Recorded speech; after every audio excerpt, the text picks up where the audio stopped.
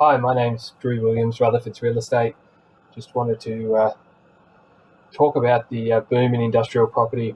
So it's pretty common knowledge now that the industrial property sector is experiencing an unprecedented boom. We have seen nothing like this I've seen nothing like this in 19 years in industrial property transactions. So I just wanted to, so that's common knowledge, but I wanted to talk about the why. Why is industrial booming all of a sudden and so dramatically?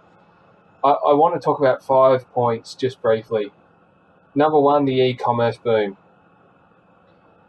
We've seen the e-commerce sector accelerate about 3 to 5 years ahead of where it was anticipated to grow due to COVID.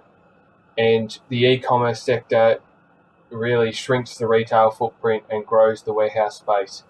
And they use a lot of space. So a lot of people have been buying online. It's expected that will continue. And we're seeing pretty much every e-commerce business expand exceptionally rapidly.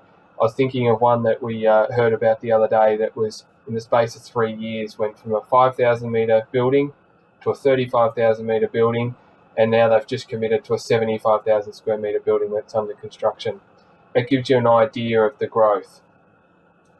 The second point, which I find really interesting, is that the idea of just-in-time supply for wholesalers has been turned on its head with the disruption of supply from overseas.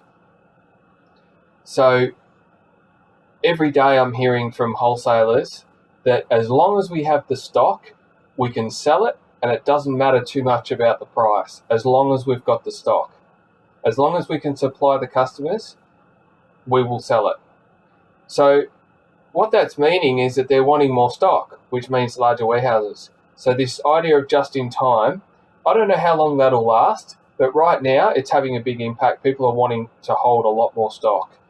So that was my second point. The third point is local manufacturing is definitely firing up. We're seeing evidence of it.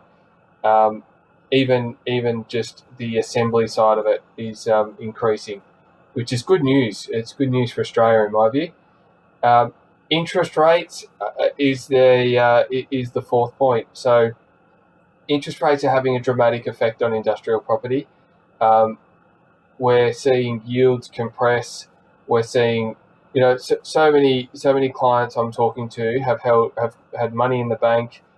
I was joking with a client the other day who heard about who had a neighbour or a friend who was an elderly person. She had $3 million cash in the bank, and she wasn't getting enough return off that to live, to survive. And, I was joking that she'd probably be better off on the pension, which is quite bizarre.